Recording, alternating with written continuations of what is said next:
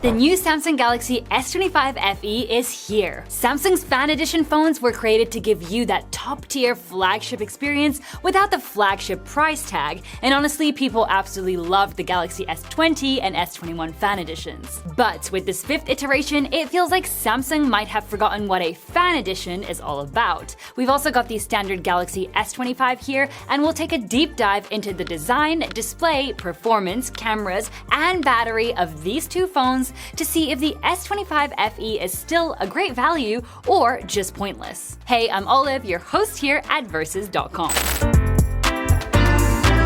Both of these Galaxies rock that now iconic Samsung look with flat sides, flat back, and that clean vertical camera layout. The new S25 FE looks basically identical to last year's S24 FE, but it's actually a tiny bit smaller and most importantly, slimmer. The S25, on the other hand, is basically a mini-me. For materials, they both have aluminium frames, silver in the S25 FE and tinted in the S25. For the frosted back glass, the S25 FE rocks Gorilla Glass Victus Plus, while the S25 has Gorilla Glass Victus 2. For weight, the S25 FE tips the scale at 191 grams, while the S25 is a real lightweight at only 163 grams. When it comes to protection, both are rated IP68. That means they're not just dust tight, they're also water resistant in up to 1.5 meters of fresh water for 30 minutes. But still, just try not to drop them in the toilet. So as always, let's check in with the team and see who likes which design best. The S25. The S25. The S25. The S25. The S25.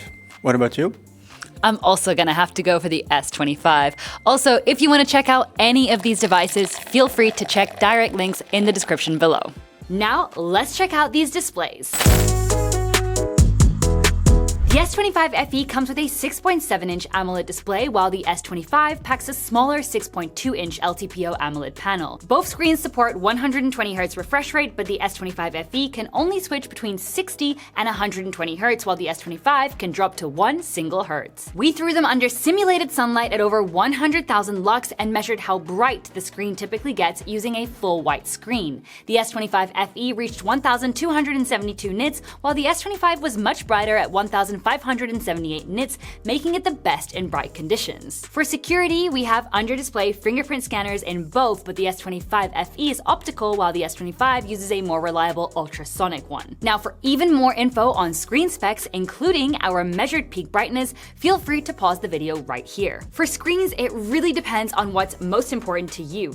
Personally, we find the S25 screen much better thanks to its higher pixel density and brightness, but on the other hand, the S25 FE's display is of course much bigger, though it brings no improvements over last year's S24 FE. But a good display is nothing without good speakers, so let's take a look at those.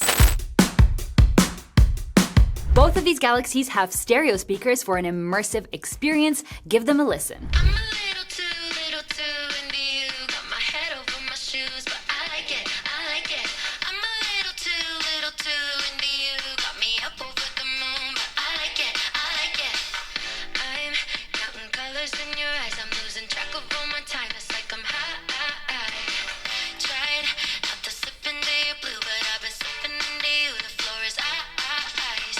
So the S25 speakers are solid, but the S25 FE definitely offers richer bass, probably thanks to its larger body. By the way, we have noticed that a ton of you guys are watching our videos, but haven't hit that subscribe button yet. So if you want to keep getting more awesome tech content, boop that subscribe button. And hey, if you're also curious about these phones and want to check them out for yourself, we've got direct links for you in the description below. But enough about sound, it is time to get out there and test out these cams. Spoiler alert, the S25 FE basically just yoinked the rear camera setup from the S24 FE. So that means both the S25 FE and the S25 are rocking 50 megapixel shooters. The S25 FE clearly shows warmer tones, especially in skin, with stronger contrast and deeper shadows, as you can even see more detail in my shirt compared to the S25. That said, the S25 leans toward a more natural look. The FE's colors are once again more pleasing to the eye, while the S25 stays truer to reality, most obvious in that gray curtain. For the ultra-wide lenses, again, both phones have 12-megapixel cameras, but the sensors themselves are a little different. Interestingly, when switching to ultra-wide, the S25 comes out warmer while the FE looks cooler. Aside from that, both images are very similar and look great. Indoors, the images are almost identical with only slight differences in color and exposure. This time, the FE even shows the curtain in the correct color. How confusing. Switching to portrait mode at 1x, it is immediately clear that the S25 delivers the better image, not only with stronger shadows and contrast, but also with noticeably better edge detection. Next, in the 3x telephoto portrait, the S25 once again delivers the better result with more natural skin tones and sharper edge detection, even picking up fine hairs above my head. The FE strangely added a small stain on my shirt that is not actually there, which is quite odd. And please ignore the hairs on my shirt, I am indeed a cat lady.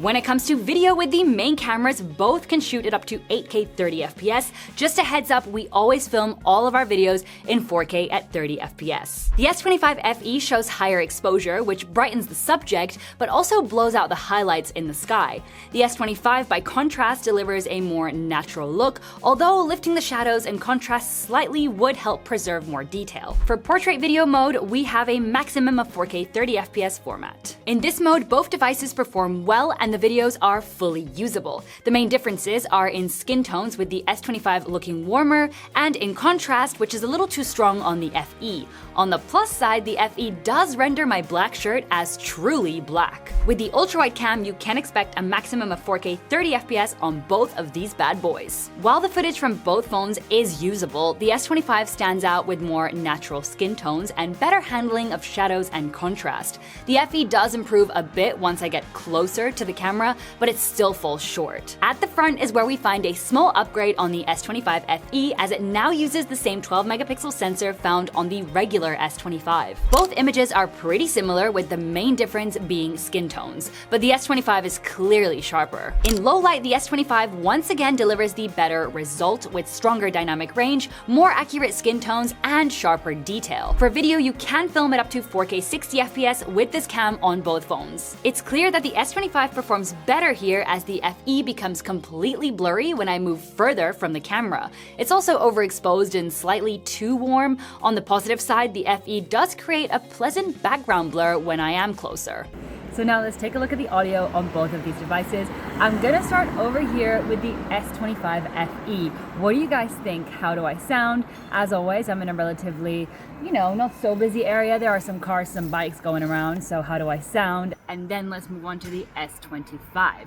Does it sound any better than the S25 FE? What do you guys think? As always, let's talk about it. The S25 FE sounds decent, but the S25 clearly does better with noise cancellation, cutting out background sounds, and keeping my voice more focused and clear. For zoom, the S25 FE has an 8-megapixel telephoto lens, while the S25 gets a slightly bigger 10-megapixel one. Both of them have a 3x optical zoom. At 3x optical zoom, there is little difference between the two, with both photos looking very similar, though the S25 is slightly sharper.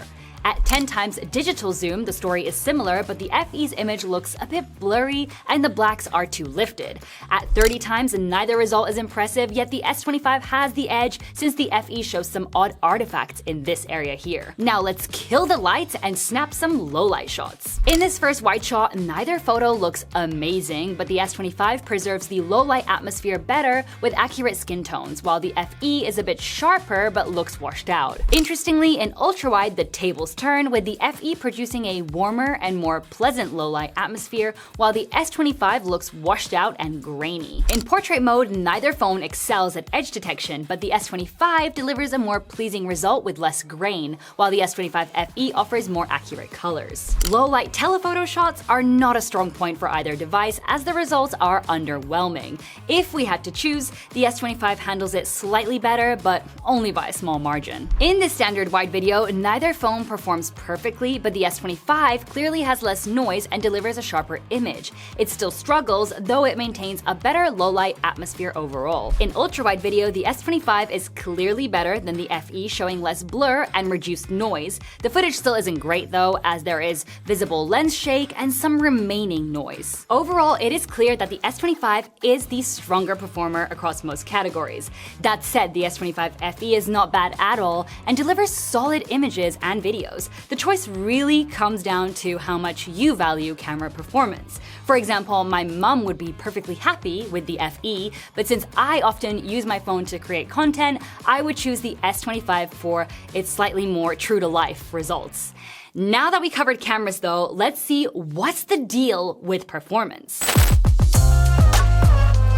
The S25 FE comes with a new but old chipset, the Exynos 2400. This is the very same chip that powered the international version of the base S24 last year. Also, last year's S24 FE had an underclocked version of that same chip, the Exynos 2400E. In contrast, the Galaxy S25 is equipped with the high-performance Snapdragon 8 Elite for Galaxy. In terms of memory and storage, the S25 FE still has 8GB of RAM, while the S25 comes with 12GB. Both models are available with 128, 256, or 512 gigabytes of storage. But to really see what these phones can do, we'll throw them into some real-world testing, starting with gaming. We'll run 30-minute sessions with cooldown time in between. First up, Grid Legends. We tweaked the settings file to unlock 60 FPS in graphics mode, since it is capped at 40 by default. The S25 initially peaked at 60 FPS, but after some gameplay, both devices dropped significantly. The S25 fell to 29 FPS while also reaching the highest temperature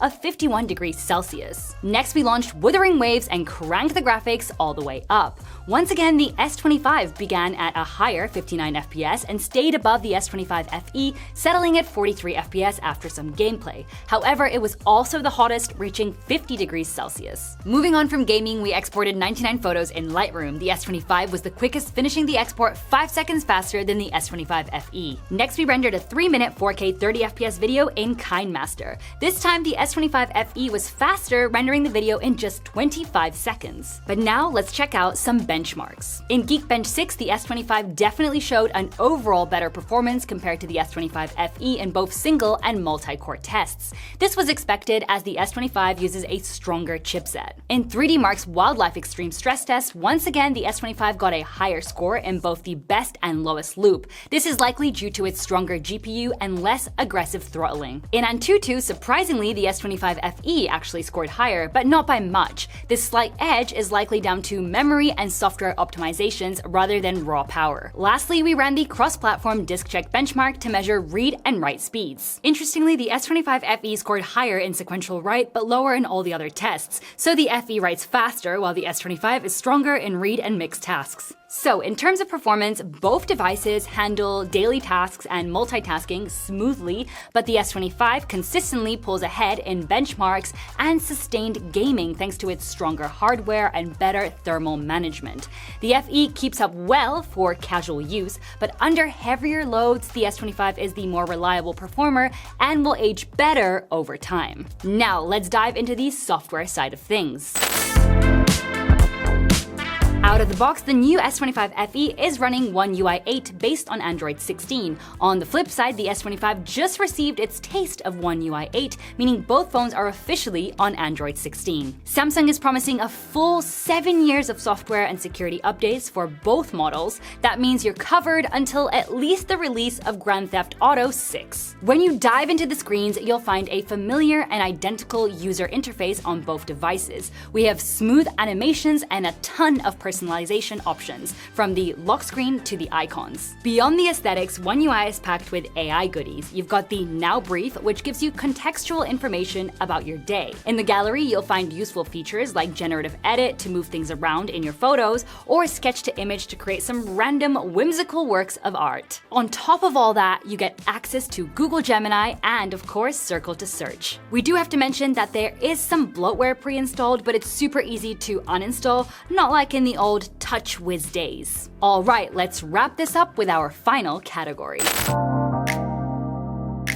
The S25 FE has a slightly larger 4,900 mAh cell, which is an upgrade from the S24 FE. The regular S25, of course, has a much smaller 4,000 mAh battery, given its more compact size. For charging speeds with a cable, the more affordable S25 FE is actually faster, supporting 45 watts, while the S25 maxes out at just 25 watts. The same goes for wireless charging, where the S25 FE hits 25 watts compared to the S25's 15 watts. Both phones, however, support wired and wireless reverse charging. In our charging test using a 100 watts charger, the S25 FE was the very first to hit 100%, taking 1 hour and 5 minutes, reaching 42 watts. The S25 was 11 minutes behind, finishing the charge in 1 hour and 16 minutes, hitting only 22 watts. Now, for the moment of truth, the price. The Galaxy S25 FE comes in at $649, which is the exact same price as the S24 FE. The regular S25, on the other hand, starts at $799. That's a pretty significant $150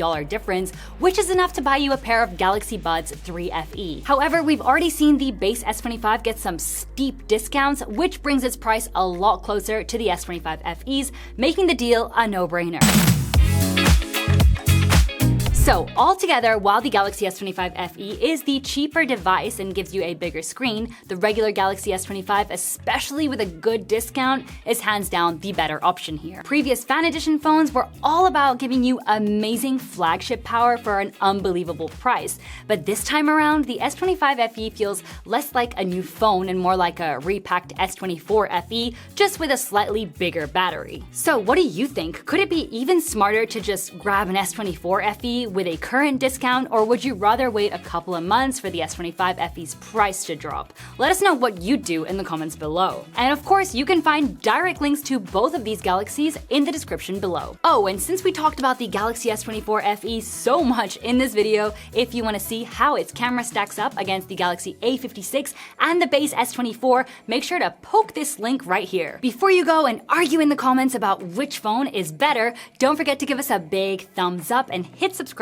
as we're always testing new devices to help you make the best choice. We'll see you in our next video, and until then, take care.